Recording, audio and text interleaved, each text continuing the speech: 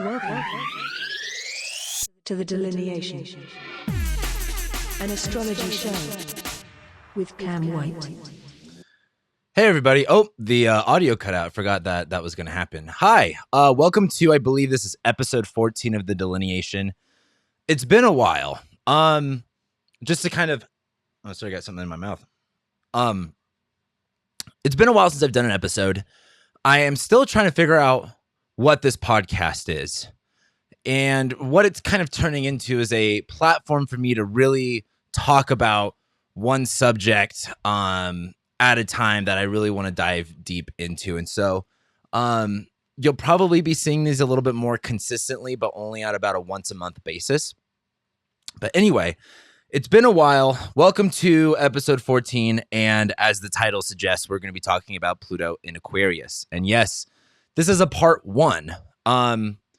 This is a 20-year long transit, and there is a lot at stake, and there's a lot that's going to happen that there's no way this is only going to be, I'm not going to be able to get all of my ideas and opinions about what Pluto in Aquarius is going to be about just off of this one podcast. And I will be making others. I will be making a video about how Pluto in Aquarius is going to be affecting your sign. So I'll be talking about how it's going to be affecting your chart and everything like that. That'll be at a later date. But anyway, I have already recorded this podcast once. It was about an hour and 48 minutes. However, my thoughts were a little scrambled. I can really rant, and some of you really appreciate that, and that's why you watch my content. But I know for others, that's not always the case, and I'm trying to be a better presenter, astrologer, content creator, and I didn't feel like I went over the things I wanted to go over properly. So this is my second time recording this, so I might seem a little confused because I've already said it, even though you guys haven't seen it. Second thing is, you will probably see me get pretty passionate about this conversation because, there's a fine line. There's not even a fine line. It's a mixture and a combination of talking about the astrology involves talking about what's going on in real life. And we have all been affected by a lot of things over the past few years, including me. And I will have some biases that show, just like you will have some biases that show. However, I want to have this conversation in the most, unbiased way, because it's important to look at this transit through a very realistic scope. However, doing that, people will perceive me as being biased about certain situations. And while I believe that that perception might be true, that is not the truth. In order to accurately talk about Pluto in Aquarius, one has to look at what has happened over these past 2 years, really over this past kind of decade, in a really objective sense. However, that will be difficult for many of you because there are still a lot of people that haven't necessarily, I don't want to say have not woken up, but a lot of people have not recognized what has actually happened over these past few years. So to those people, there's a lot of things I'm going to be saying that's going to be challenging your beliefs. And for a lot of people, let me also just say this too for everybody, trigger warning. This is not going to be an easy conversation. If I could just give you a spoiler alert, it's a doom and gloom one. I am something of a doomer. That's like the Gen Z doomer thing, but I'm a Gen Z. What does my generation have to look forward to? Anyway, there are parts of this that I'm going to do my best to remain positive on, because my job as an astrologer is to not only, this is the delineation. I need to delineate what's going on for you guys in the future, but I also want to leave you prepared with tools to better understand the scenario so you can gather this information and use it the best way that you can to help yourself and your family and your future. And I know that sounds kind of crazy, but this is a pretty big deal. Pluto in Aquarius is not going to be small. And given the past few years, it's not going to be light. It is going to bring up a lot of stuff. There's really so much to kind of preface this episode with. It's almost, it is difficult to make sure I kind of cross all my T's and dot all my I's when it comes to just prefacing this conversation. But again, I'm going to do my best to remain positive, but there are going to be a lot of things that are going to be negative. And I don't know what to tell you. I think I can get pretty biased and opinionated about how other astrologers delineate things, and that's a part of being, a professional in this field. But I will say that I believe that there will be an injustice done to a lot of people who consume astrology content by astrologers who are not aware of what Pluto and Aquarius might mean. Meaning, depending on certain people's interpretations of what the past few years have been, is either going to give them the right, and I don't even want to say the right, but an actual objective perspective on what's going to be happening. But there's a lot of astrologers who haven't reckoned with what has happened in these past few years. And in my opinion, those who have not reckoned with that will not be able to properly delineate this transit. And I mean that.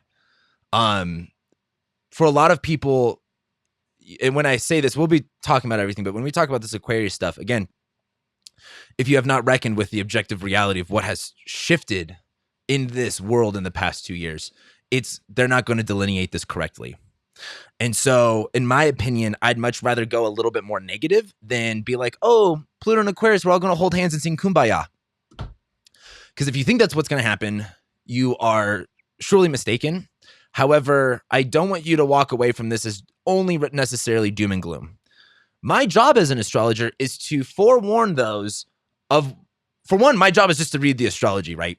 I think one can gather without the astrology and just looking at the current circumstances of the world that it doesn't seem to be getting that much better. But my job is to show you, according to the planets, where the bad things are, where you need to pay attention to them. And so, a lot of people can be like, oh, you're such a doom and gloom person and it's only negative. It's like, well, would you be more upset at me if I didn't show you the positive or didn't show you the negative and something bad happened to you? And you're like, Cameron, I thought you said everything was going to be great. I'd much rather tell you everything's going to be awful than everything actually ends up being great. And you're like, Cameron, you were wrong. I'm like, great. I'm glad I was wrong. I'm glad everything was better than you imagined. I'd much rather be wrong that way, to be honest with you guys. So, before we go into all of this Pluto transit stuff, again, I have a notebook here that I'm really going to, again, some people really like me because I just kind of rant and riff off things. However, I'm going to do my real hardest here to remain on point because there's a lot to cover with this. And it's not going to be easy to just do in one episode. Again, this is just part one. We're going to come back to this again. But let's talk about Pluto's meaning for a second. In my opinion, number one, you have the outer planets, Uranus, Neptune, Pluto. And they are always going to have a different energy than the inner planets. For a lot of people love arguing and being like, Pluto rules Scorpio and Uranus rules Aquarius. Guys, astrology's been around for thousands and thousands of years, and they made up this whole system without knowing the outer planets. There's a lot of traditional astrologers that don't even use the outer planets. I'm not one of them. I do use the outer planets. However, they're not the same. Pluto does not rule Scorpio, and Pluto it's not, you can't equalize them.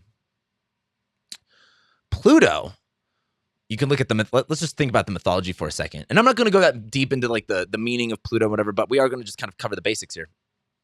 Pluto rules over the underworld and, keeper of the underworld. Pluto rules destruction, corruption, greed, power.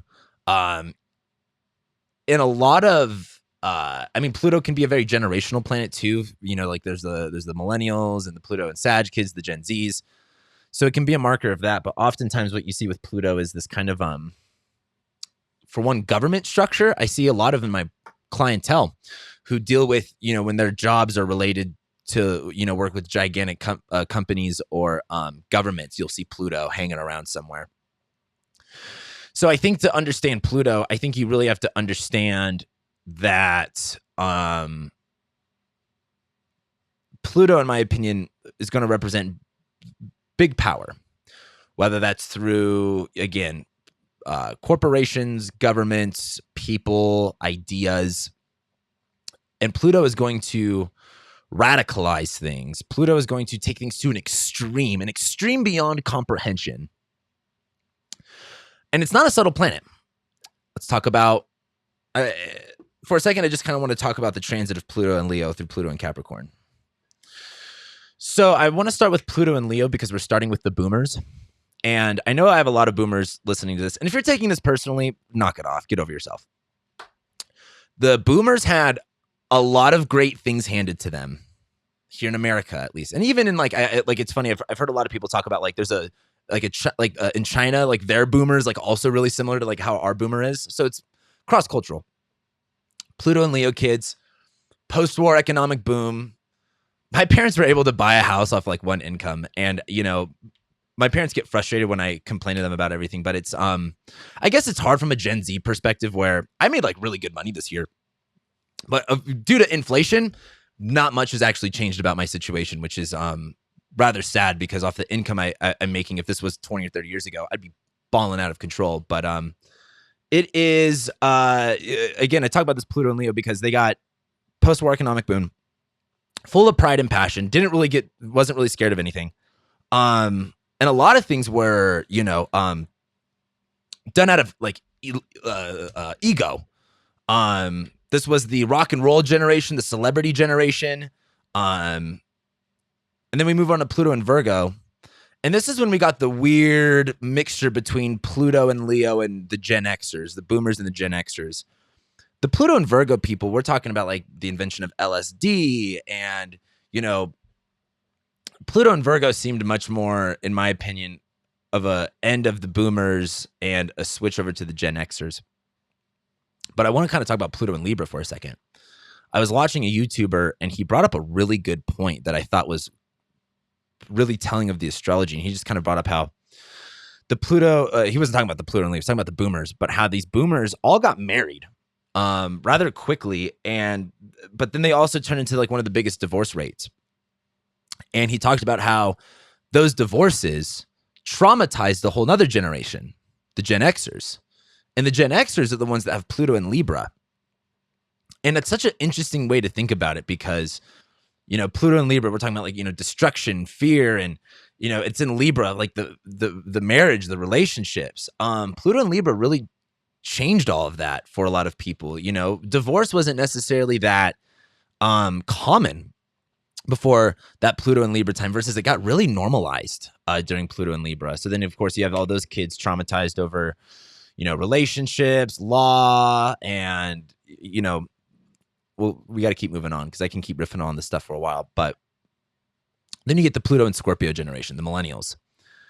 And, you know, during the 90s, there was this big, like, that was when you also had like a lot of like child kidnappings and things like that coming up. There's a lot of fear.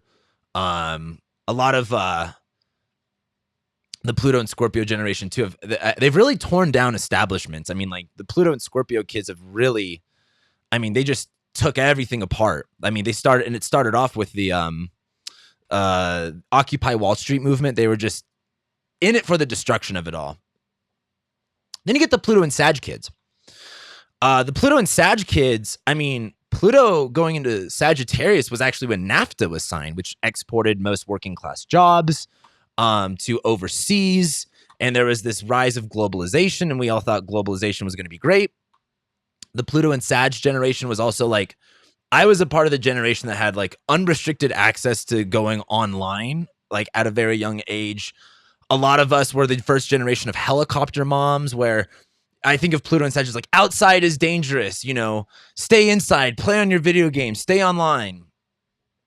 I mean, we're also, I mean, a lot of the Pluto and Sag generation is, you know, changing, a lot of us are into astrology. So I think the Pluto and Sag generation has a lot to do with the change of beliefs. I mean, you also have like the radicalization of beliefs. That's what happened during 9/11. 9/11, if you aren't familiar, it's one of my favorite astrology examples, is Saturn opposite Pluto. And it was Saturn in Gemini. So Saturn literally rules buildings, and it was in the sign of Gemini, the twins.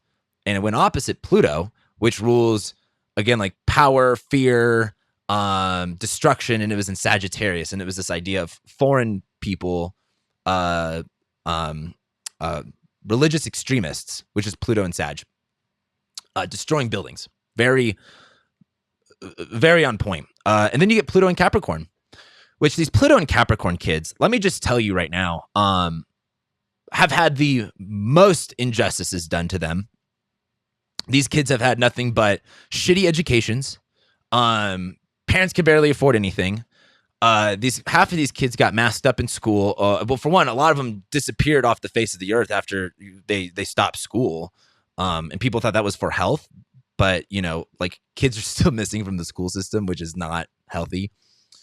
They were masked up, which a lot of people think that was good for the kids, and it's not. Real easy to figure that one out. But then also all of their friends just shoot them up.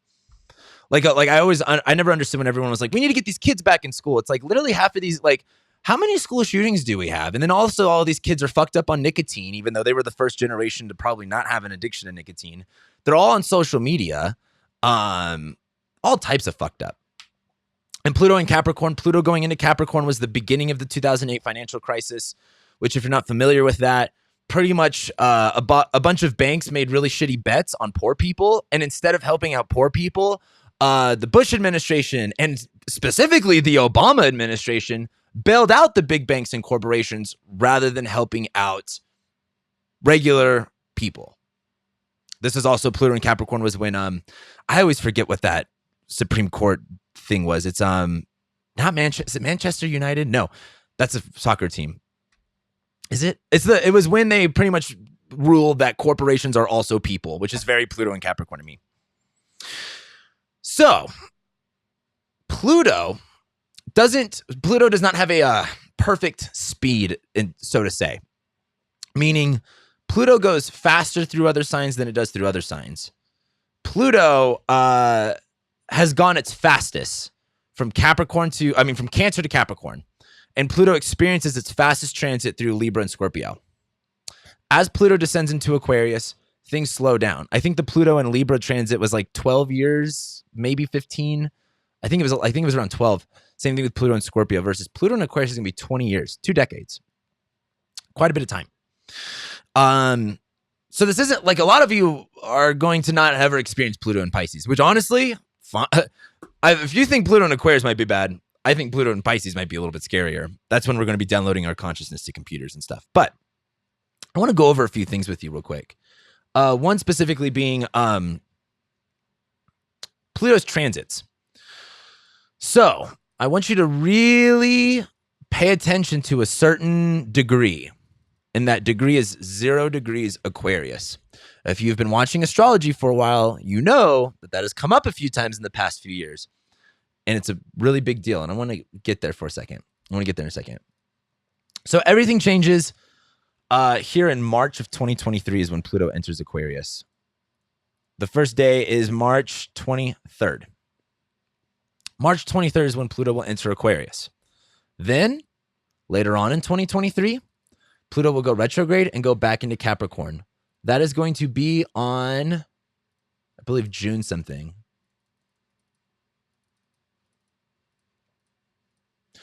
June 11th. From March 23rd to June 11th, mark that in your calendar. Pluto's ingress into Aquarius is not going to be subtle. It's not. And I have a lot of arguments as to why. So March 23rd, June 11th, we get a little dip, but then Pluto goes back into Capricorn, and then we deal with whatever the fuck this. What do the people say? It's like the post-capitalist dystopia. Pluto and Capricorn is, this isn't even a free market capitalism. This is just pretty much corporations own us and the government. But anyway, so then we get past that. Then Pluto will make another ingress into Aquarius. This time, where are we at here? This will not be until, I believe, about January of 2024. So we have March 23rd to June 11th.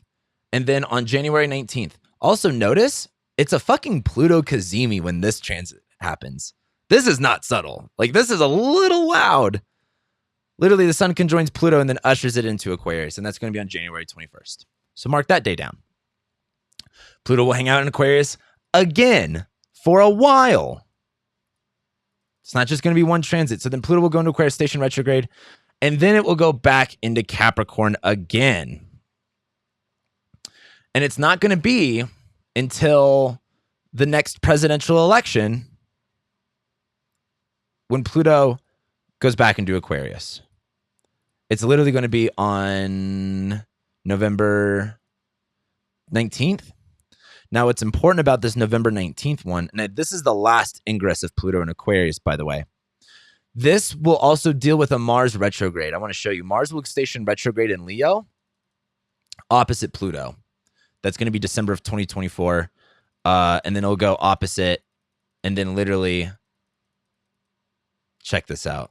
Oh, it's going to be so gnarly. And then I believe that's the last of it. I believe, actually, no, wait. Pluto might go back into Capricorn one more time. No, it won't go into Capricorn one more time. So by October of 2024, we're in it. Now, a few things are going on. 2036. My bad. 2036 is the halfway point of the Pluto and Aquarius transit, and it coincides with my birthday. I want to show you guys my birthday. This is my birthday of 2036. If something really gnarly happens to me in 2036, just know it's because of this. It's not looking good for me. But on July 22nd, 2036, there's a Saturn-Pluto opposition on the nodes. This is really big. This is not subtle. Also, by the way, if anyone is watching this that works for AstroGold, can we please take this shit off where every time I hover around a planet, it tells me what planet it is, as if I don't fucking know, as if this isn't a professional software? AstroGold keeps making updates that make no sense. But anyway, this is the halfway point. This is really critical. We're going to talk about something about this later on. But then after that, it's not until 2042 when Pluto enters Pisces. We got 20 years of Pluto and Aquarius. So, what does Aquarius mean? Let's talk about Aquarius for just 1 second. It's an air sign. So if you're not familiar, this is something I talk about on my How to Read Your Birth Chart course, where I kind of go over the elements. It's an air sign. We're not dealing with physical nature, right? Those are earth signs. So like this is like my camera lens. Like this is a physical thing. This has physical nature to it. The air signs deal with topics around life that have to do with the air, things that are intangible. Fire can be argued as tangible. Earth is tangible. Water is tangible. Air is not. Air has to do with concepts and things that don't have a physical reality to them, right? Think of Gemini. Gemini is data and information. Libra is relationships, right? You can talk about love. Love is a thing, but it's not a tangible thing. You can't weigh it. You can't, compare it to anything. And Aquarius, it's about society. It's about how things work. It's a Saturn-ruled sign, right? What does Saturn have to deal with? Walls, barriers, discipline, restriction, authorities. Authorities is a really, really big one. All the fun Saturn stuff, right? It rules the night. It rules the cold. Saturn constricts, which is really important to understand. It constricts. It bands things together. Aquarius is also the fall of the sun. The sun rules vitality, individuality, enlightenment in a lot of senses. And the sun does not do well in Aquarius. You know, the individual cannot shine out more than the crowd can, if that makes sense. Like mob mentality takes over. And that's my argument of like Aquarius versus the sun. Anyway. So now that we've got a few of those things covered, and I'm going to be coming back to a lot of this stuff, we have to talk about Pluto hitting 0 degrees Aquarius. Because there's one thing about Pluto entering a sign, but Pluto has never entered a sign, as far as I'm aware. And if I'm wrong, please let me know. I'm sure there's a specific, I can't even think of a specific date, like maybe in like the thousands, like, or like the 800s maybe. But it's, from what I understand, not in recent history, recent being 500 years, has there been a Pluto ingress into a sign following a lot of changes when it comes to, for example, let me go to this chart real quick. So let's rewind the clock for a little bit, because it is impossible to talk about what Pluto in Aquarius is going to be without talking about, again, what just occurred. And I want to point your attention to a very specific day. You may not remember it. I don't know if you recall March of 2020. Not a lot of significant things were happening. Just, the whole world got shut down. The whole world was shut down. Regardless if you agreed with that or not, that was not subtle. Never before in human history has anything like that occurred. And that started here on March 30th, 2020, when Mars conjoined Saturn in Aquarius. Now, this was Saturn ingressing into Aquarius, which was a big deal. We're going to talk about that in a second. And typically, Saturn ingresses aren't that big of a deal. This was a little bit bigger. We just had a Saturn-Pluto conjunction. This was also a Jupiter-Pluto conjunction, whatever. But Saturn ingress into Aquarius. Saturn is limitations, authorities, rules, restrictions, and it was in Aquarius. Society, groups of people, larger networks. Aquarius is known as the outcast and doing things differently, right? Saturn went into Aquarius and there was lockdowns. And then Mars entered Aquarius. And there was a Mars-Saturn conjunction. Now, Mars-Saturn conjunctions happen typically every 2 years. And they're pretty gnarly in and of itself, but they're not lock down the whole fucking world gnarly typically. Well, I should say this too. It wasn't just lockdown for everybody. Working class people still had to go out and work and serve the upper classes. But the upper classes and the privileged ones were the ones that, did the own restricting on their own. They weren't necessarily forced. They wanted to do it. And that's important to understand because class is really important as we go into this age of Aquarius stuff. But anyway, Mars conjoined Saturn. What does Mars represent? Mars represents severing, cutting, fights, conflicts. Mars conjoining Saturn. And what did you hear? Social distance. Mars conjoining Saturn. Separate yourself from society. Okay? Mars conjoining Saturn. You got to lock down at home. You need to stay away. You need to quarantine. That's not subtle, right? Mars conjoining Saturn happens all the time. Not the biggest. I mean, it's a big deal when it happens, I guess, but it's not locked down the fucking world big. That changed everything. What happened? And we have to ask, what happened when all of this occurred? Lockdowns, never before done. That's never been before done. We didn't even know that there was a legal case for that. We didn't know that that was even legally possible. Everyone was thrown online and working from home. And the idea that we all got shifted into an online circumstance, whether we asked for it or not, is also a really big part of this. Masks were also imposed. There is this idea of covering yourself. And don't get me wrong, I'm not here, we'll talk about the mask thing later, but I'm bringing up the mask thing because I think it's also important, the fact that there was this idea of covering up your identity, covering up your mouth, because I'm going to say this, for one, the whole mask thing was so ableist. I struggle with hearing, I'm not going to sit here and say I'm deaf, but I didn't hear a fucking goddamn word that anyone said to me for those 2 years. And you want to talk about cutting people off from each other?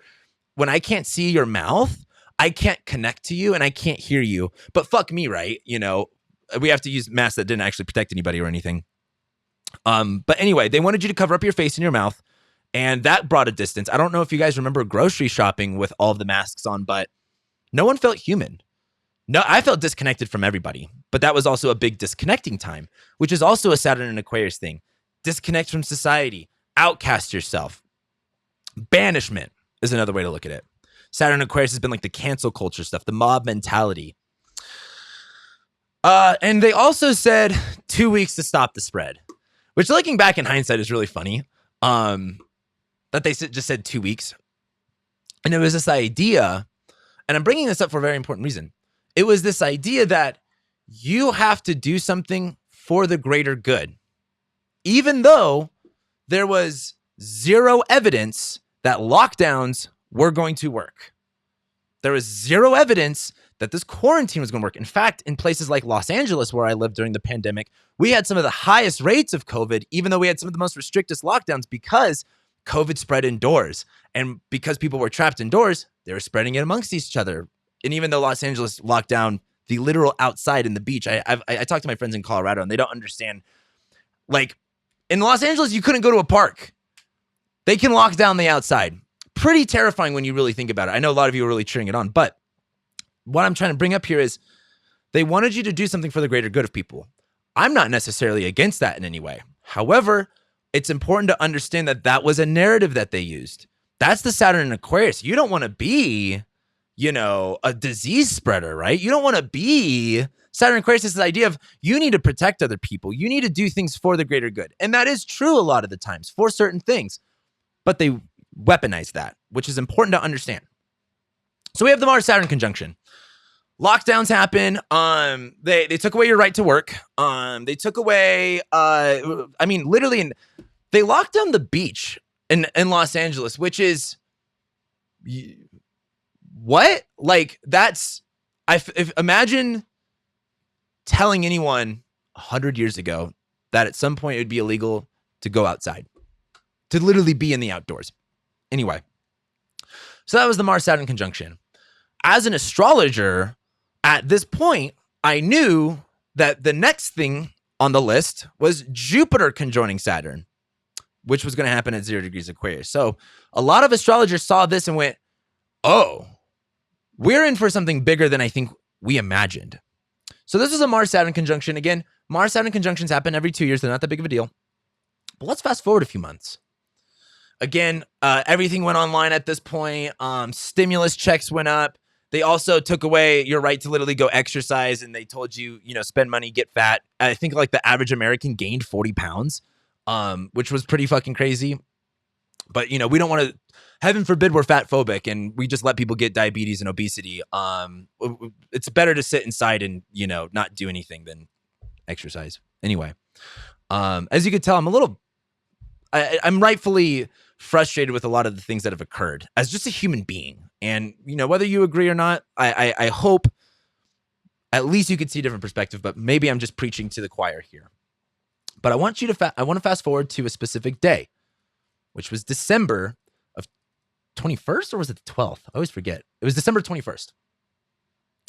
December 21st, 2020 was a very, very big deal of a day because it was a Jupiter-Saturn conjunction. Now, I feel like I've said this a lot, and a lot of astrologers have also talked about this too. So, I don't want to just tell you this the shit about it, but all you need to know is Jupiter-Saturn conjunctions pretty much symbolize the beginning of ends of eras, like dynasties, for example, in a traditional sense, versus dynasty now is a little bit kind of different to talk about. Jupiter-Saturn conjunctions reset things, reset eras. They're very big deals, but they happen about every 20 years. So they're fairly common. However, within a 200-year period, these conjunctions happen in the same element of sign.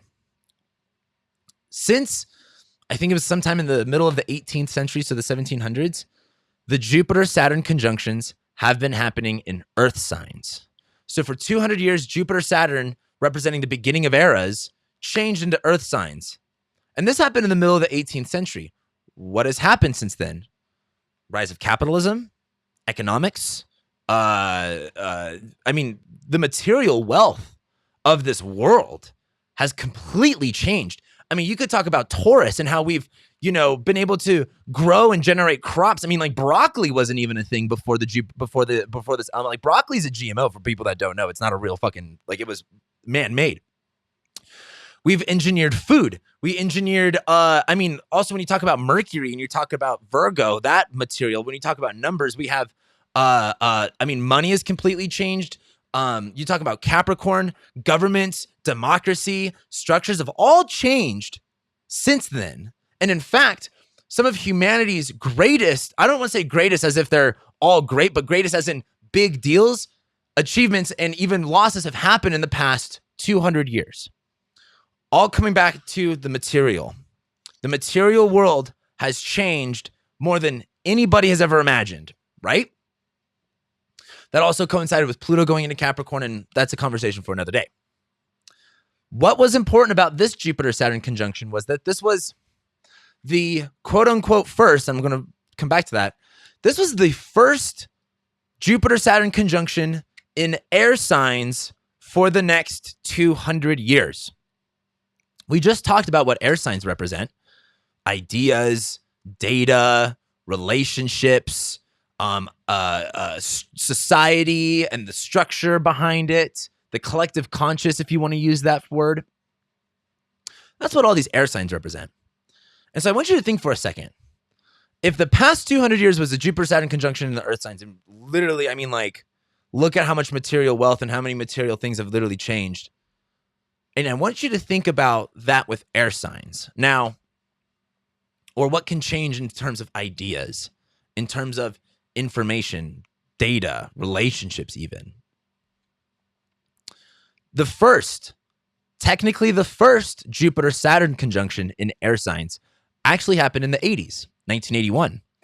I don't know if you guys remember that, but there was a really similar thing where the AIDS epidemic, it wasn't a pandemic. Yeah, the AIDS epidemic got broken out, completely changed our idea of sex, relationships. Fauci was also there. Like Fauci's in plays with these. He's a Jupiter-Saturn conjunction. But there was that was the first conjunction in air signs. And it kind of gave us an idea of what we were going to expect. But then in 2000, we had the Jupiter-Saturn conjunction in Taurus. That was like the whole bull market for the past, 20 years. That was kind of fake. But anyway, this Jupiter-Saturn conjunction happened. Now we're in the air sign triplicity. What you have to understand, and I think Gordon White did a podcast about this, and I think he said it really well.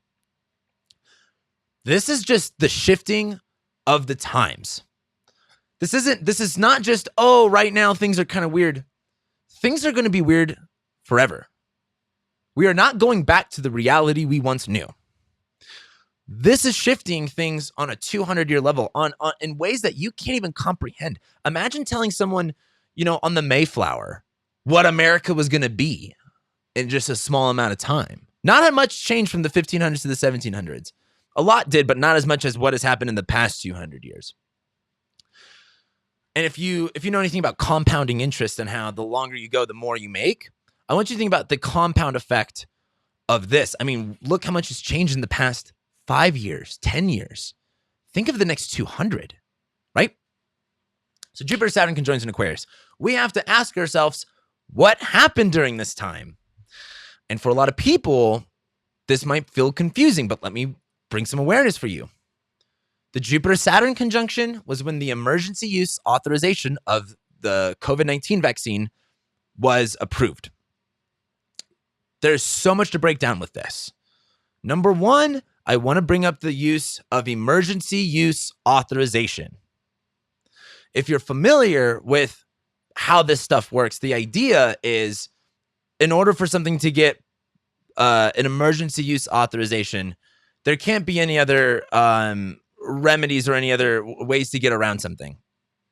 This is why you see the suppression of, for a lot of the suppression of ivermectin, hydroxychloroquine.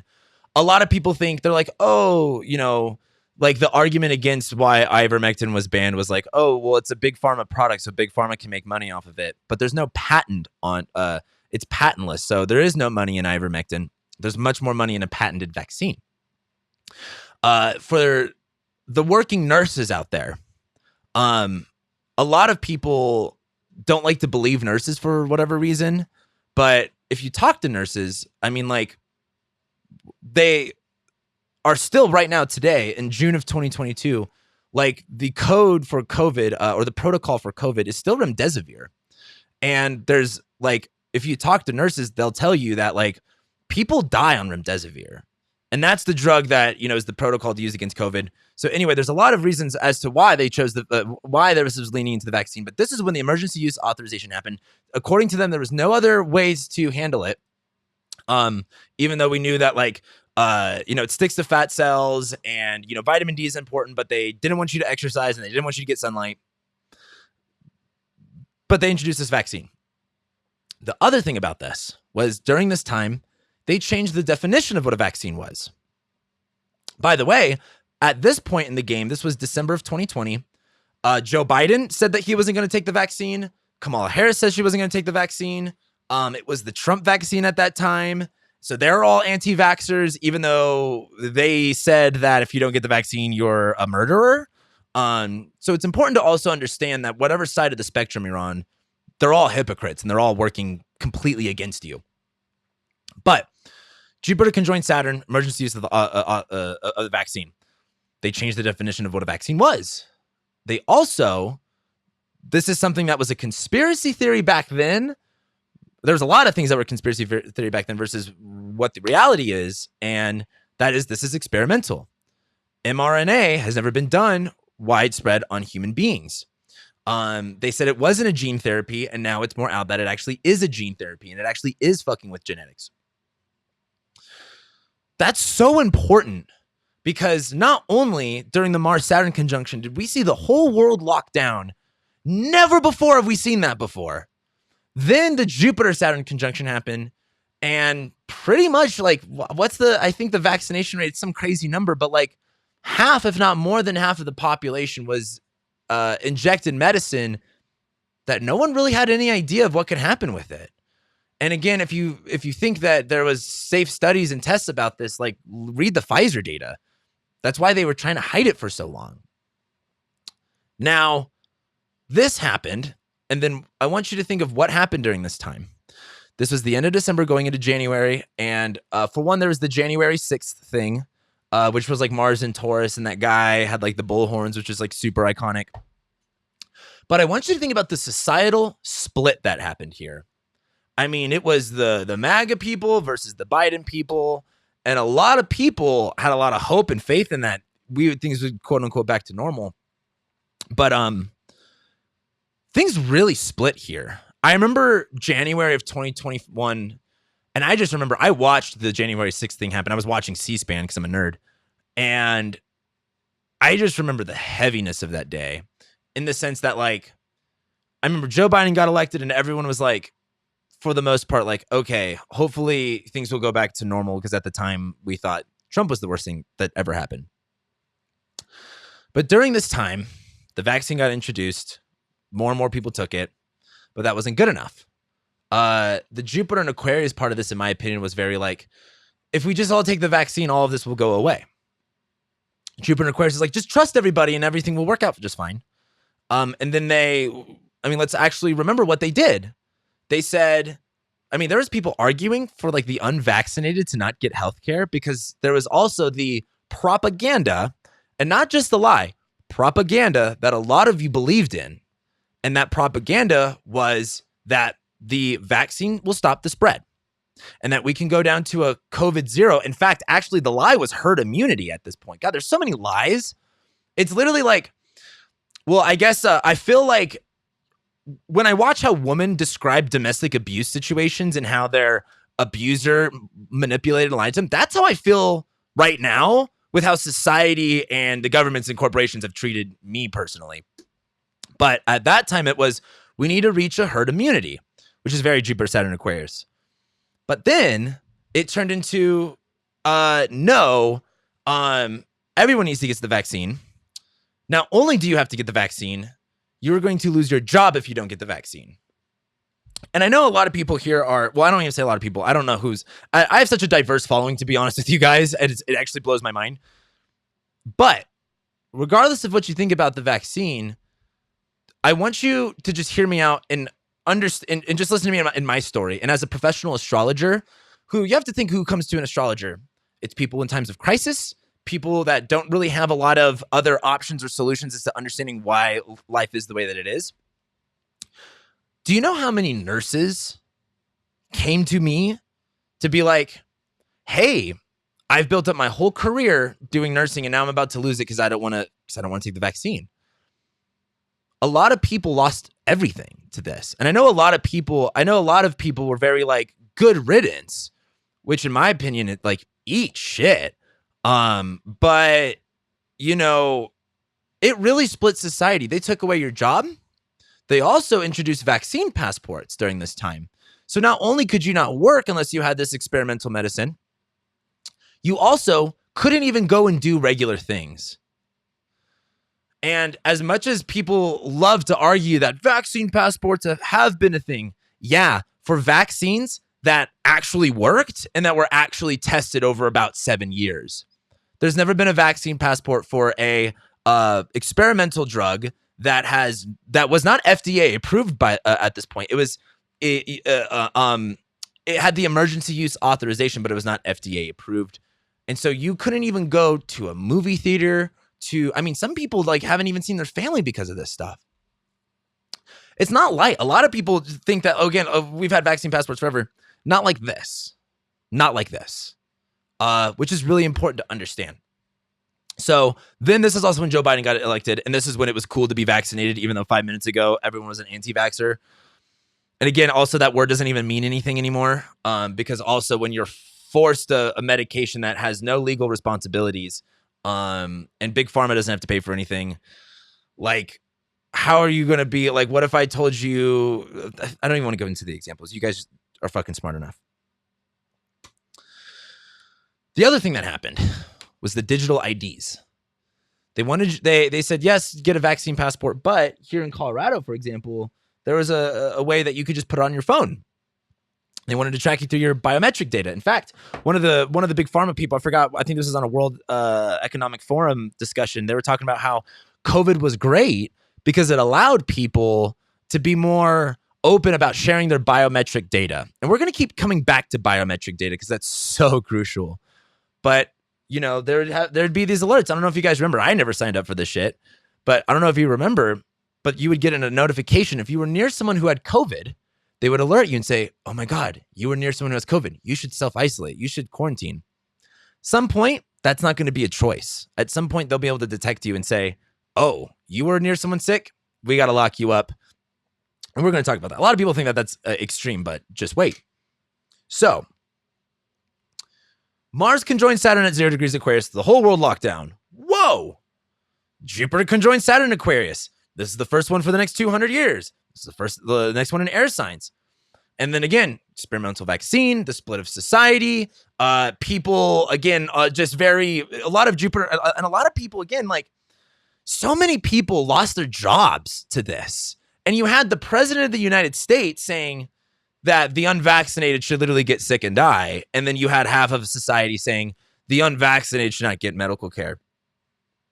I mean, really rubbing shoulders with Nazi ideology there. Just so in case you guys aren't aware of how burning Jews and gassing them became a thing. They didn't just wake up one day and say, we should start murdering Jews. It first started with blaming them for all the problems. Just like the other egregious lie that was, this is a pandemic of the unvaccinated. I hope, while I will forgive those who did wrong, I will not forget that. Because society thought it was okay to blame a literal pandemic on people who were not even immunized, but not vaccinated against this disease. And all of a sudden, the vaccine had only been out for a couple months, and now it's the pandemic of the unvaccinated. I remember that. Even though that's long history, no one fucking gives a shit about that anymore. That was a big deal to me. I thought it was really crazy that people were saying that, as if the pandemic wasn't already surging, as if more people haven't had COVID since the vaccine, and as if more people haven't died of COVID since the vaccine. It isn't a pandemic of the unvaccinated. Most people know that now, but also a lot of people subscribe to that lie. And it's important that I bring this up because there's going to be a lot of times with Pluto going into Aquarius that we're going to fall for traps. They want you to be angry at a half of society. I want you to think about that for a second. This is Aquarius that we're talking about. And we've seen the social split, right? Rule number 1 of warfare, divide and conquer. If Pluto is going to be power, if Pluto is going to be, corruption, and it's in Aquarius, you don't think they're going to try to weaponize more narratives to split us? So even if you think everyone who shouldn't have got a vaccine should die, I want you to understand that they want you to think that. And when I say they, a lot of people think that, oh, well, that's my side. I'm on the good side. I don't care if you're a Republican or a Democrat.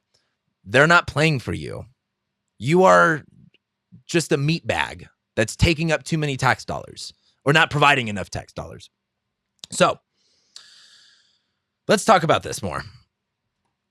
So we had the Jupiter-Saturn conjunction, and, society pretty much got split. What else was going on here? God, so much happened in just a short amount of time.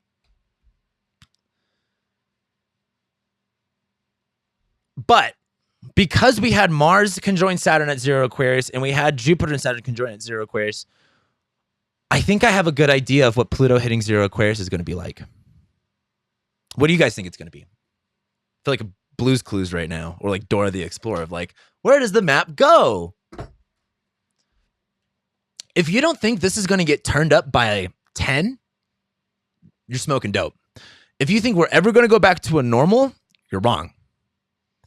But I want you to think about what they did in the 2008 financial crisis. I want you to think what they did when NAFTA was signed. And for a lot of the people my age that don't know what NAFTA was, a lot of people think, oh, like the reason why everything gets made in China is because of NAFTA. And the reason why a lot of working class people right now have shitty jobs like Uber Eats and all these other fucking side gig jobs, which is, fucking a way to pretty much say that, oh, you're still doing something productive even though you're not. That was because of Pluto and Sagittarius. Pluto and Sagittarius exported work, and it literally, again, made the poor poor, the richer richer.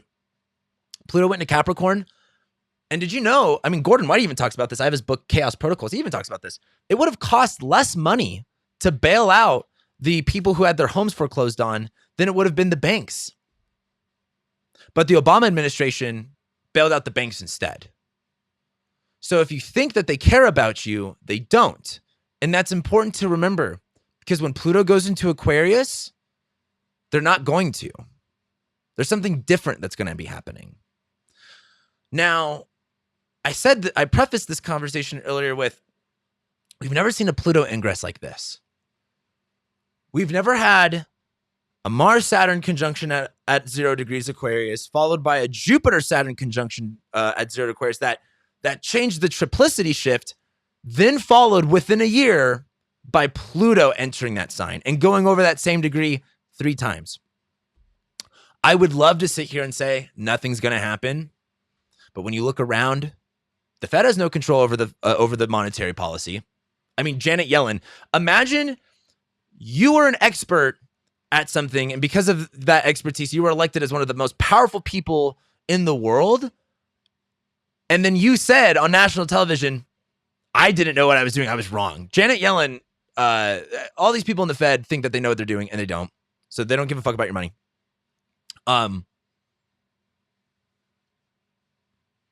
There's a lot I want to talk about. I have to make sure I stay on point. But when Pluto goes into Aquarius, you are going to see a monumental divide and a shift, more than it's already been happening in this country.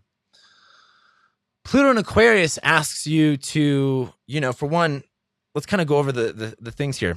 So if Pluto rules corruption, power, obsessiveness, fear, control, and it's going to go into Aquarius. Let's just go over the quick Aquarius stuff. Science is ruled by Aquarius. Humans, the blockchain. Actually, let me stop here and just say, if you want to know what Pluto and Aquarius has for the next 20 years, I want you to look up a woman named Alison McDowell on YouTube. She's got a 3-hour-long lecture. She's got a couple of lectures that are pretty long. And she goes really deep into like smart cities, blockchain, harvesting human energy. And while a lot of it is pretty much what companies want to do, nothing's necessarily in stone at this moment. If you want to get a real dystopian view of what it's going to turn into, I would look up Alison McDowell. In fact, I will link the video I'm referencing in the description below. It's a long video, but I'd really recommend watching it, because where it is 2022 and the mainstream is still arguing about guns and Roe v. Wade, when in the future, name one thing that actually fucking matters in this moment that any type of legislation is happening for. And a lot of these companies, this technology is going to get implemented so fast that it's going to be too late before we can even do anything. So it's important to educate yourself on these topics, although they're dystopian, although you don't want to hear them, although you don't even want to believe them. It's important to educate yourself. Look up Alison McDowell, click that link. But the blockchain, they want to connect everyone to the blockchain. 5 minutes ago, I used to be a blockchain believer in like cryptocurrency. Now, after watching these videos, I'm not even just a little, I'm very skeptical of a blockchain and cryptocurrency. And I would love to hear your guys' opinions on how blockchain can be used to, control narratives and things like that. Watch this video. The biosecurity state is another big thing with Aquarius. They want to track all of your information. They want to track they want to be able to tell your heart rate. They want to tell if you're sick or not. They want to, also a social credit score is very Aquarian. Are you a good citizen or not?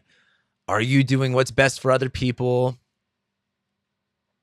And again, and if you think I'm crazy, I want to argue this position from an extreme left perspective. I get a lot of people think I'm conservative online. Let me go extreme left for a minute. And let's talk about the last time Pluto was in Aquarius. Do you guys remember what happened with Pluto in Aquarius the last time? It's from about 1780 to about 1800. Do you guys remember what was going on? America just got founded. In fact, we declared independence, and then there was a 20-year period where, let me actually show you guys this. This is something I just discovered that I didn't actually know. But the, what is that thing called? The Constitution was ratified in, this is going to take a while. Hold on. Let me do this. Okay, hold on. I guess I'll just do this. Anyway, the Constitution was ratified during Pluto and Aquarius. And I want to show you the specific day that it was ratified because it's really important.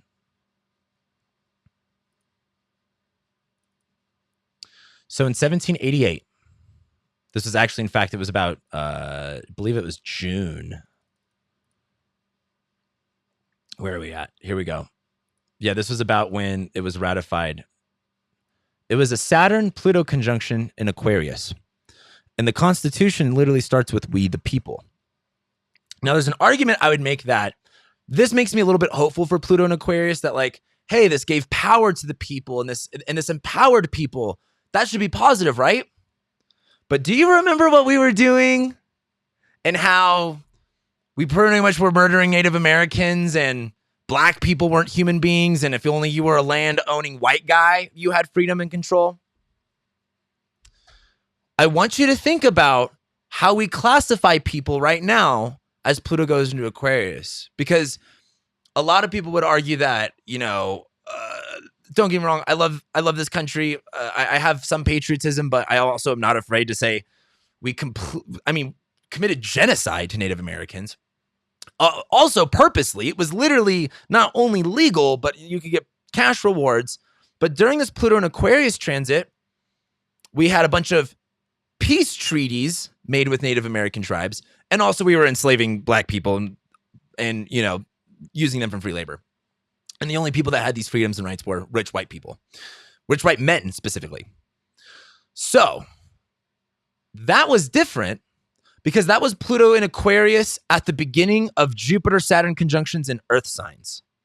This is Pluto in Aquarius with Jupiter-Saturn conjunctions in air signs, specifically in this Aquarian age. I would ask the Native Americans what they thought about, think of Aquarius. See, Pluto in Aquarius is this idea of, we can just share our ideas. Well, there's the very liberal perspective that Native Americans were these peaceful people, and that they were never doing anything bad, and that we just kind of came to kill them. There's a lot of truth to that, but then there's also the more right argument. Right politically, that Native American tribes were very hostile. Like a lot of people talk about like the land that like Native Americans owned and things like that. And land ownership didn't really work like that, the way that we perceive it to work. Like a lot of land ownership was also based off of like American legislation. It used to be kind of everyone's land, and it used to be taking over and fights and conquering and all that kind of stuff. But then Pluto and Aquarius came, and the idea of society shifted. We introduced so many things with Pluto and Aquarius. The other thing too is George Washington wasn't elected until Pluto was in Aquarius. In fact, the Constitution wasn't ratified until the first Jupiter return of America and the Saturn-Pluto conjunction in Aquarius. So, I want you just to think about that for a moment of what it meant for Pluto to be in Aquarius. Take your mind back to 1700s. Of course, things were way back different back then. But Pluto ruled power and control over societies. I mean, and there was this war and this conquering of literal peoples, of indigenous peoples, not to mention the enslavement of African Americans. And that was also a world thing. Like, a lot of people think that America, did you know 95% of slaves were exported to South America? Like, we only got 5% of slaves here in North America. Most of them actually went to South America. Like, slavery was a worldwide phenomenon. It was not just localized here. And I'm not saying that to defend America. I'm saying that that's a Pluto and Aquarius thing, in my opinion. Or at least that's what I would associate it to. Don't get me wrong, slavery has had its ups and, I don't want to say it's ups and downs. That's a fucked up way to say it. But it was looked at as one way during then, versus as time went on, it was looked at as a different way. And then, of course, that eventually split America, and there was a whole war about it. And that's something else we're going to get into. But I think there's a lot to digest when it comes to thinking about what this next Pluto and Aquarius transit might mean. When the last time it was literally about making, again, peace treaties with Native Americans, enslavement of black people, and again, the only people that actually had rights were rich, white, land-owning men. In this society, would you consider yourself, even if you're a white guy that owns land, would you consider yourself what that meant back then? I don't think a lot of us fit under the definition of the very upper privileged. With inflation, a lot of people's positions are changing. And I think people might find themselves on one side of the spectrum, or I should say the other side of the spectrum than they might have originally thought. So that was going on. And the other thing I want to talk about is Big Pharma. This is much more of my prediction of Pluto and Aquarius, and I don't think it's very hardcore to say, because if you were on Twitter in about 2018, 2019, all you heard, rightfully so, was that Big Pharma and big medicine and medical institutions were racist. And it's because they are. But then all that changed in about 2021, when if you didn't have your full trust in Big Pharma, you were a murderer and an anti-vaxxer. When in my opinion, there is nothing more true. You're not a true American unless you have been fucked over by Big Pharma, by someone you love in your life, or by the hospital or the healthcare network. This country is the sickest. It is the fattest. It is the most obese. We've had the highest death rates in the world. We were given a vaccine. Also, by the way, all-cause mortality is now up since the vaccine's been introduced. But again, all the people who, by the way, are vaccine injured, which I know a lot of people still don't believe in that, but take it from me, people can't trust their doctors about it anymore, or their loved ones. And you know who they go to about their vaccine injuries? They come to astrologers. Do you know how many people I've talked to have had vaccine injuries? It's changed my mind about it. And I was already kind of like, I'm not really into the vaccine, but after hearing how many people got injured, and also not to mention how many people lost their jobs and their careers because they didn't want to take it, it's I've been affected simply by how many stories I've had to listen to. And it's hard to fathom. But Big Pharma has captured this entire world right now. They're in control of everything in the narrative. If you're not familiar, the WHO tried to pass a treaty. It didn't get passed, thank God, but they tried to get past a treaty that would override governments in nations, and it would give the WHO full authority for passports, vaccines. It would even give them police authority to mandate and to enforce lockdowns for people in quarantine. Thank God that didn't get passed, because that was going to be what I was going to talk about. Like, you want to know Pluto and Aquarius? It's going to be the WHO saying, there's a pandemic, you need to get quarantined, and we're going to track you and make sure you're locked up through your biometrics on your phone. And then what they're going to do is, I don't know if you guys have ever heard of a central bank digital currency. I talked about this on my Heresy Financial. I had Heresy Financial on my Delineation episode, and we talked a little bit about it.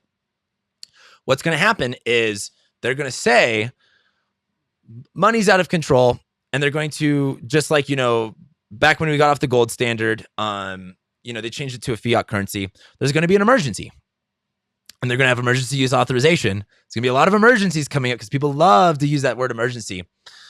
And they are going to say that, hey, all of your money is digital anyway. So we're going to replace it with a central bank digital currency. And I need you guys to understand, I don't care if they say that all of your wildest dreams will come true with the central bank digital currency. Central bank digital currency is slavery. And I mean that when I say that. That is not a light word to use, and I mean it. Because how it can work is, let's say you were diagnosed with something, heaven forbid. Let's say it was COVID, and your phone, because it tracks all your biometrics and you wear your little Apple Watch that knows when you're feeling weird, says that you're sick and says that you need to get locked down. Well, instead of just trusting you, because we can't trust you peasants to do anything right or to actually, do what we say to do. What they will do is they will limit your ability to spend money. And the central bank digital currency that will all be a part of the blockchain, they will be able to control how much money you can spend, where you can spend it, how much they already kind of control how much you can make. But like that money that you have in your bank account right now that you can go and spend whatever you want on, that's not a thing with a central bank digital currency.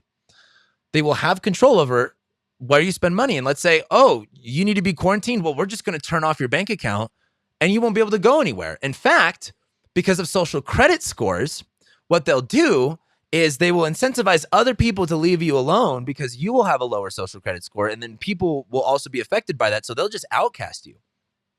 So big pharma at the end of the day wants you to be sick.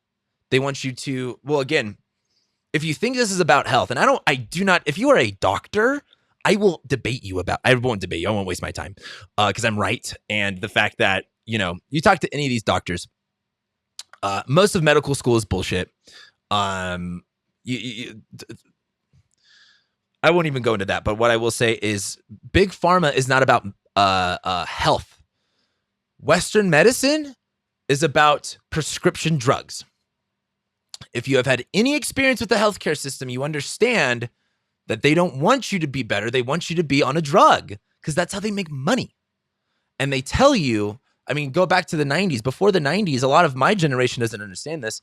It used to be illegal to advertise pharmaceuticals on television, but that changed in the 90s. And now you see the happy people going through the meadow and living their best life because they take this pill that solves all their problems. Now, that's one thing. But this is where they want to really take it. I want you to think about experimentation for a minute. And a lot of people say, again, you're supposed to take the vaccine because it's for the greater good of everybody. I want you to think about a certain group of people who were experimented on without them knowing. It was a group of black men. I don't know if you guys have ever heard of the Tuskegee experiments, but if you're not familiar with what this is, I would really look it up because if you think that the American government or that institutions or scientists actually care about you as a human, they don't. And that's an Aquarius trait. Aquarius cares about humanity, but not the individual human. We will sacrifice what we must for the greater good. That's just reality. But I want you to think about if you're not familiar with the Tuskegee experiments, pretty much a bunch of scientists, experts is what they would call them today, injected syphilis into black men without them knowing. And they followed them for years and they denied them treatment because they just wanted to see what happened.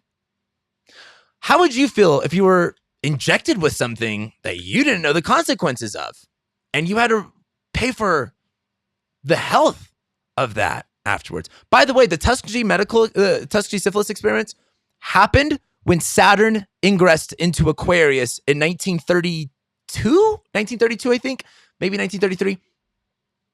Either way, it started when Saturn ingressed into Aquarius back in the 30s, which is also when, and shout out to S.J. Anderson for giving me the scoop on that. I didn't know that until I talked to him. He also was even telling me too about like the health passports in Nazi Germany were introduced during Saturn Aquarius. So they want you to include these health passports. They want you to believe that there's they want to control health. Now, again, there's the greater good of everything, but there's something that I want you guys to kind of think about. In these next 20 years, everything is going to change. I read a long time ago when I first got into astrology. This had been like 2013.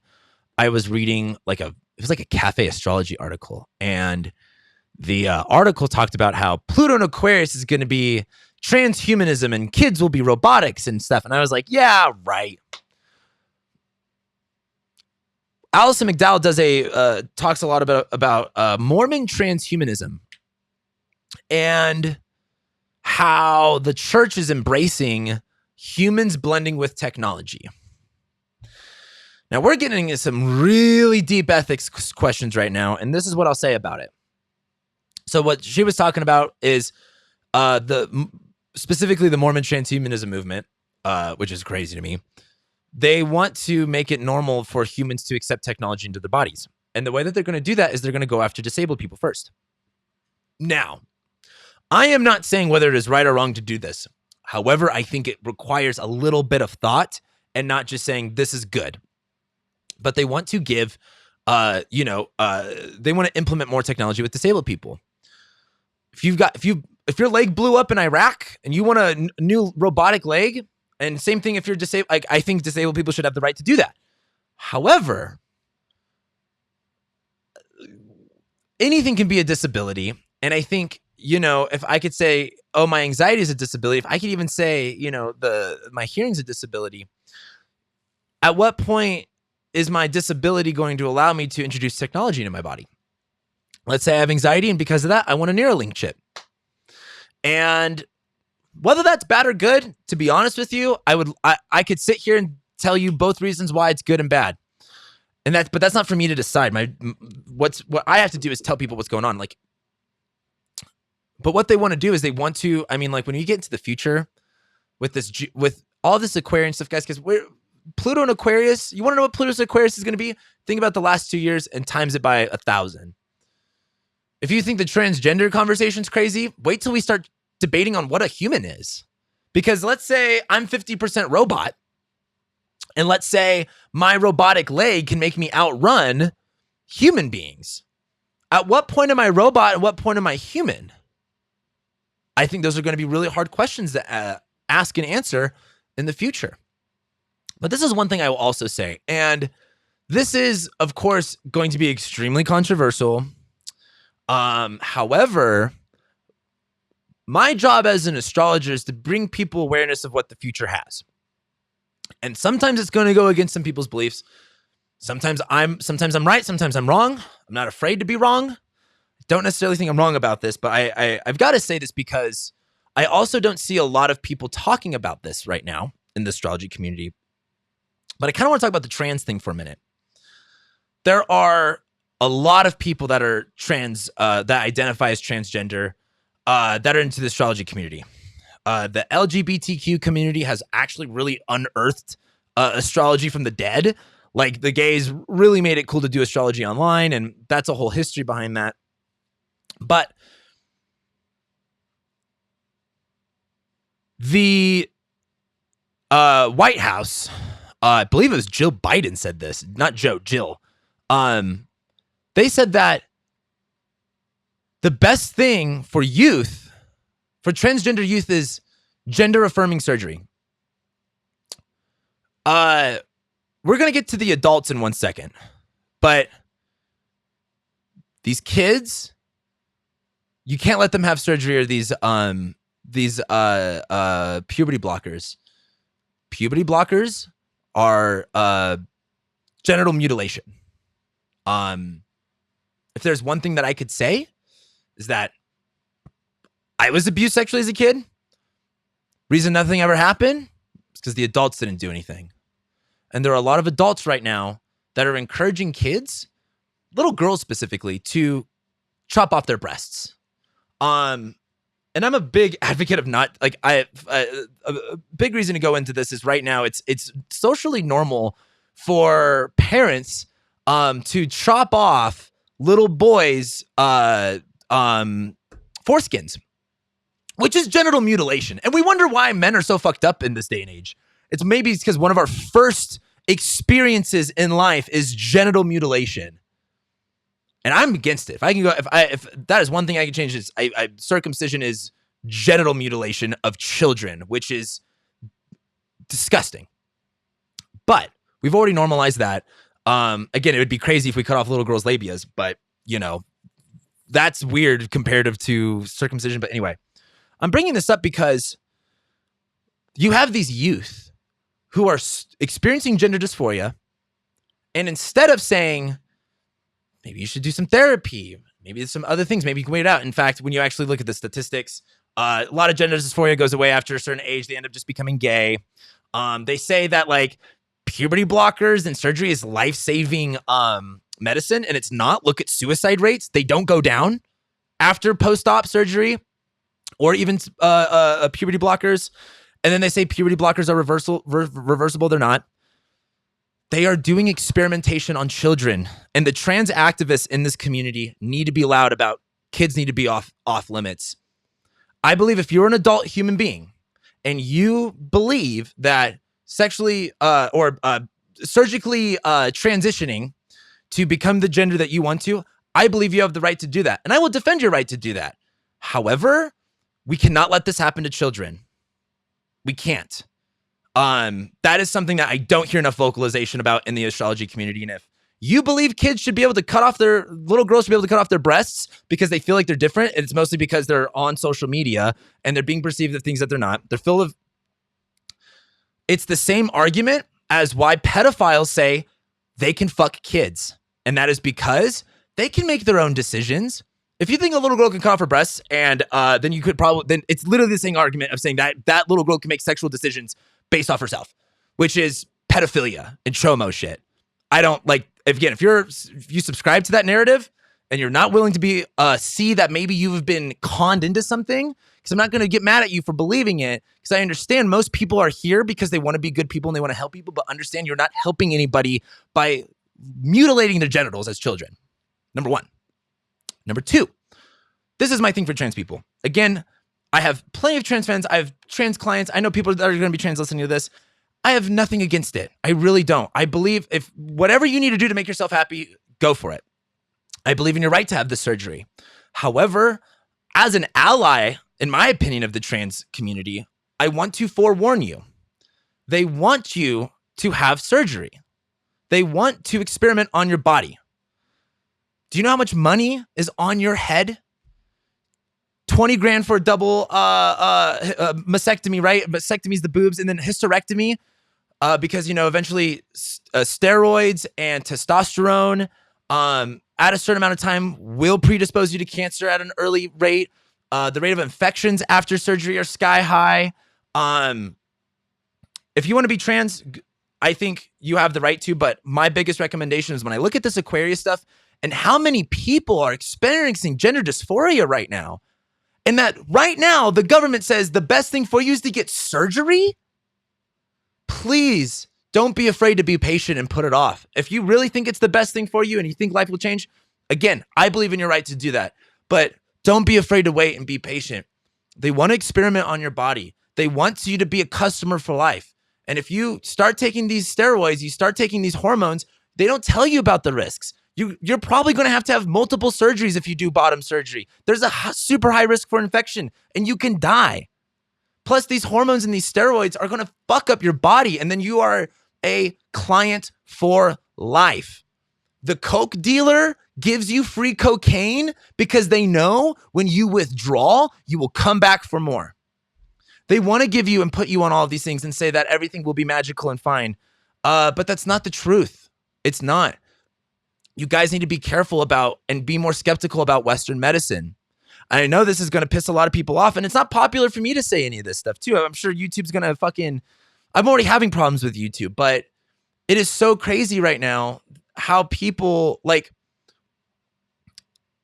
I'm saying all this because there's a lot of trans people in this community, and it terrifies me how they want to attack you guys by making you by literally butchering up your bodies and then becoming, giving them. There's people I know that literally get second jobs so they can pay for these surgeries. Do you know how much money they're making off of you? And they don't give a fuck about your health. They don't give a fuck about, the infections afterwards, or if you kill yourself. Do you know the follow-up rate of post-op trans surgery is like 40%, which means they can't even get in contact with more than half of them? Why do you think they can't get in? If you got surgery to transition your sex and your doctor wanted to call you and follow up, would you answer that phone call? And if you weren't going to answer the phone call, can you imagine the reasons why someone might not answer that phone call? And then they say that, I'm sure going to get a lot of people too also being like, this stat says this. All of the things that say that puberty blockers are reversed, those have all been retracted. In fact, I'll actually post a paper about some of the puberty blockers and some of the information and the data about it in the link in the description. You could read this paper for yourself. It's all like medical stuff. I'm saying this because I truly care about, I don't like saying all of the acronyms. So just the queer people in general. I really care about this group of people. So many of you are into astrology. And again, people are going to call you people call me transphobic for literally being a white guy. So I don't really have a choice around that one. But I say this as an ally and to protect you guys. Please do not be afraid to just put off the surgery and wait.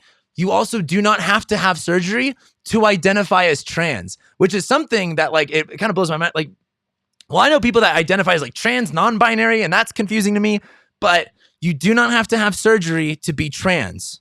You don't have to. And they want to take these trans people who are experiencing all this, again, gender dysphoria, mental illness, they want to exploit your mental illness for profit. And then what they want to do is say, okay, we want to get you on these prescriptions. We want to get you on this rotation of meds, even though it's going to predispose you to cancer, and the likeliness of you dying early is pretty big. And if you think that's crazy, wait until they start doing this with robotics.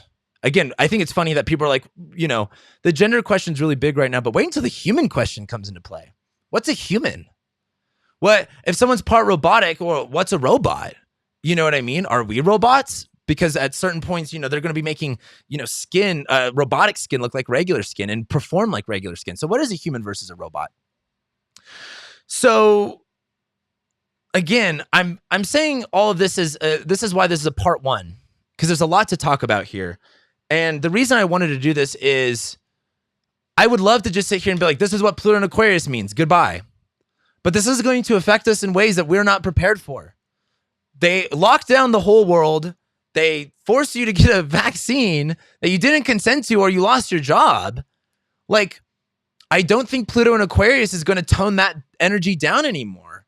And I think they're going to keep splitting us. Again, people, the comments that I just made before, people will probably take that as transphobic. And that's, again, that they want you to think that I'm transphobic because they just want you to say, yeah, that anyone that disagrees with you is just transphobic. You just write them off. You should get surgery. You should do all this stuff. And you have to understand that there is a profit incentive in this area. Again, if you're anti-capitalist, you'll understand that big pharma is your number one enemy, because that is the pinnacle of capitalism. That is the pinnacle of authoritarianism, in my opinion, because if they can control, again, if the experts, the unelected experts can be the ones in power, there's no we haven't been in a democracy in a long time. But I say all this to say that there's the part of me that has to be an astrologer and just explain the transit, what it means. But the other part of me is I'm kind of like a weird historian / therapist thing. And my job is to make sure you guys are okay. I'm not just doing this astrology shit just to talk about the stars and planets. I'm doing this because I want better for your life. I want to make sure you live a happy and great life. And that requires me to say things that might upset people. And so I really hope, I'm sure I'm going to still get called a transphobe and all this stuff anyway. But I'm really saying this out of the bottom of my heart of you guys have got to be skeptical of Western medicine. You have to be. Again, you're talking to someone who has had surgery before. Again, there's a lot of benefits with Western medicine and what they've done, but also we have enabled this country and the world to turn a blind eye to the corruption that is going on in that area. And they're going to turn us more into victims, and they want us to implement more of this technology. They want to come after our bodies a lot more, and they want to disregard what even a human is. Fuck what a gender is. I think it's there's an attack on men right now, and a lot of people don't think that, but literally testosterone rates are going down. More men have more higher estrogen, which I think also plays a part into the trans issue as well. They're showing that phthalates and BPAs and plastics are also raising estrogen levels. So it also, I don't know why anyone talks about the biochemical aspects of the trans thing blowing up. Sperm counts are down. I always forget the name. Sphincters, the distance between your balls and your asshole, are shrinking, which is a big part of the male anatomy. There's I forgot the doctor's name. She talks about that. So if you think women are under attack, which they are, men are also under attack too. It's both ways. A lot of people think this is a patriarchy. It's not anymore. This is something else. And so I'm ranting on all of this stuff at this point because we have 20 years of Pluto and Aquarius. And in these past 2 years, look how much has changed on just simple social narratives. Things are going to get more divided. Things are going to get more extreme. And they're going to take it to more extremes. And if you don't think they're going to try to, again, they said they locked down the gyms and the outside. So do you know why America has the highest COVID rate, the highest COVID death rate? If you don't know this already, it is because more people, so I think it was 80% of COVID deaths died with 2 comorbidities. Those 2 comorbidities were heart disease and obesity. In by 2050, over half of this country is going to be obese, morbidly obese. And they tell you that bringing it up is fat phobic, rather than saying we have literally built a infrastructure and system that poisons you. And then we're going to sell you the cure rather than just saying, get outside and exercise. Big Pharma wants you to be a slave for life. They want you to be on these pills. They want you to be on these medications. They want you to always be going to the doctor because those doctors are trained to push pills and prescriptions. They're not trained to heal. They're not. And so when you go into the medical experimentation that has historically happened with Saturn and Aquarius, when you talk about the experts and the scientism that has prevailed over these past 2 years with Saturn and Aquarius, it's going to be really, they literally said, I know a lot of people thinking, oh, I won't have to deal with this. They literally tried to threaten, they not even tried, they put your job on the line if you didn't take a medication that had no recourse of action if you got fucked up from it, that had no proof that it even worked, that had no test results that it stopped the spread. They lied. And if you don't think that's going to keep continuing, you are smoking some good fucking dope and you should probably sober up. It's scary talking about this. And I know this sounds like fear and doomer, but I don't know what to tell you guys. Do you want me to sit here and say Pluto and Aquarius, it's going to be great? I mean, again, maybe it will be great. Just like, the founding of this country was really good for the property owning white men. And it wasn't good for black people, and it wasn't good for Native Americans. There's an argument you could say it wasn't good for women. It wasn't good for poor people either. So if you think you're on the good guy side, you're not.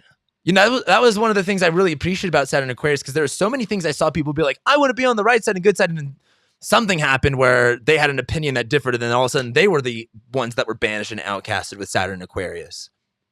So don't think that you aren't vulnerable to this stuff simply because you agree with all of it too. I'm sure the people that agree with all this stuff stopped listening a long time ago.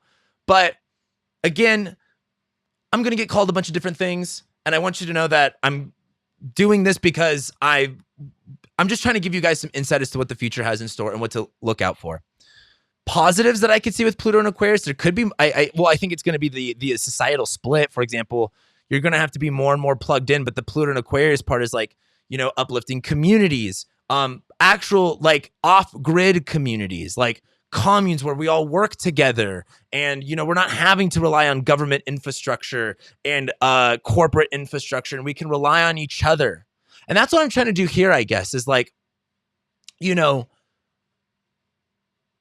we have to be the change that we want to see. And you're talking to someone who's a very proud individualist, but we have to work together in this stuff. We have to be on the same team. And again, that's why, for me personally, I get really upset thinking about the things that I saw my friends and family say during this lockdown. And I can forgive that and I won't forget that. But, it's them letting the people that are against us win is getting mad at you. And also you are letting the people at play, if all the super Antifa, leftist, anti-capitalist people are being fascist capitalists when they play into that narrative in their role. You have to love your neighbor. You have to give them respect. We have to come together in this and recognize that we are all in this together. And I think that's the Pluto and Aquarius reckoning, to be honest with you. We're all in this together. And that's not a good thing, really, in my opinion. That's not like, oh my God, we're all in this together. Yay. It's, hey, they're like, we're all in the same boat. And unless we figure out our shit and come up with solutions that, for example, why not we actually use actual things that work with medicine rather than just keep prescribing drugs? Or, for example, why not just tell, gender dysphoric youth, get off social media, get some therapy? Can we provide other solutions besides the extreme step of just getting surgery and puberty blockers? Is that extremist to say? I don't know. And again, I know, I think a lot of people might think that this is like a popular take or whatever, but just know that I'm risking a lot talking about this stuff on a platform that, like, a lot of people, like, I've seen some comments and people just think I've got like I've 40,000 subscribers, so they think I've made it. It's this can get taken away from me just as easily as it was given. I shouldn't even say as easily as given. I fucking earned where I'm at with this stuff. It took a very long time. But I'm saying all this because I care about everyone listening to this, and I think that they're only going to divide us more, and they're only going to find ways to take control and power over society and people. And I think one of the ways they do that is through dehumanizing you. And that's, I mean, for the trans people, they're going to really come after you. You're their number one target. They want to attack you. They want to dehumanize you. They want to dehumanize all of us. They want to dehumanize the unvaccinated. They want to dehumanize, those that don't want to, the same thing with the Ukraine war. I know people that were protesting the Iraq war, but then are literally waving the Ukraine flags as if there's anything good going on over there. They want to divide us, and it's going to be more important now than ever to know how we can have, for example, I don't want trans hate on this video. Like, if people are like, yeah, fuck trans people, I don't want to hear that. If you don't agree with that, we have to find a way to come together, or they have more power. Because when you play into that narrative, when you play into the role, again, I want to be mad at all the people that wanted me to go through shitty things. But I have to get over that because that allows the enemy to win. And so I think if you want to know the good part about Pluto and Aquarius, we're going to have to come together. I don't think that's going to come easily, if it comes at all, to be honest with you guys. But I do think that if you just have the awareness of these situations that are going on, like if you think we're done with the lockdowns, we're not. If you think we're done with the vaccine passports, we're not. If you think we're done with medical interventions for every little thing, we're not. That's what they want, by the way. Medical intervention for everything. Because it makes money. And if they just keep you sick by pumping you full of seed oils, making sure you're poor enough so you only eat fast food and just eat junk food and carbohydrates and bread because animals are bad for you. You should eat your plant-based burger because it's made out of seed oils and it's good for the environment, even though it's not. They want to keep you unhealthy because they want to keep you sick because then they can control you through everything else in your life. And I mean, I'm in this too. This is not something like I'm immune from. I mean, we're all, like, again, we're literally all in this together. But I want you to think about, I guess as we kind of end this off, I just want you to think about, if this was the 1700s, are you a property owning white man? And if that is the case, do you have the rights under the Constitution? Because I think a lot of you might perceive that you're going to be on the good side of this, and I don't think you are. And that is a little doomer of a take, but I'm sorry, guys. I look at the astrology in the future and I don't know what to tell you. This doesn't look like the most positive of times. I think we will eventually get to positive times. If you want to know when I think we're going to get to positive times, I think it's the next Jupiter-Saturn conjunction. That's going to be in Libra in like 2040. I think that's when we'll have more positive times. But when you look at the wars that are building up right now, money is being eroded. There are no actual good jobs. Everyone is sick. Everyone is fat. Everyone is gender dysphoric, and everyone wants to kill themselves. And there's all of these mass shootings. Do you think this gets better by just wishing it's better? And are you going to be one of those people that just says, you can't just write off the astrology and be like, oh, well, like, for example, like some, like, the astrology, like people were like, oh, when is the astrology going to get better? And I've been ranting about this for a couple of weeks. It's never going to get better. You have to make it better. And I don't think that gets any easier as time goes on. You know, but I also think that just leaning on the astrology of, oh, it's all bad is not the answer either. I think we have to, you know, like, for example, I could, in the next 20 years, are there going to be good things that happen? Yes, there will be good things that happen. But I don't know how much more it will outweigh the bad. And I also think it's easier to focus on the bad. And I also think when you can't feed yourself, pay your rent, take care of your family, and be healthy and even go outside, I don't know how much easier it's going to be happier. I think the way that they're going to sell happiness to you is by going online. They're going to say, just go online, go in the metaverse, plug in and forget all of your worries because reality is shitty and you could do everything online. Maybe that's where things get better. But is that really better? I'll leave you with this. We sold this idea that the Native Americans could live better if we just gave them guns and technology and they could live in society. And what happened to the Native Americans? Go talk to the Navajo in New Mexico and tell me how that turned out for them. There's a lie that says that introducing these new ways of forming society are going to be good. And it's a lie. It's propaganda. And so,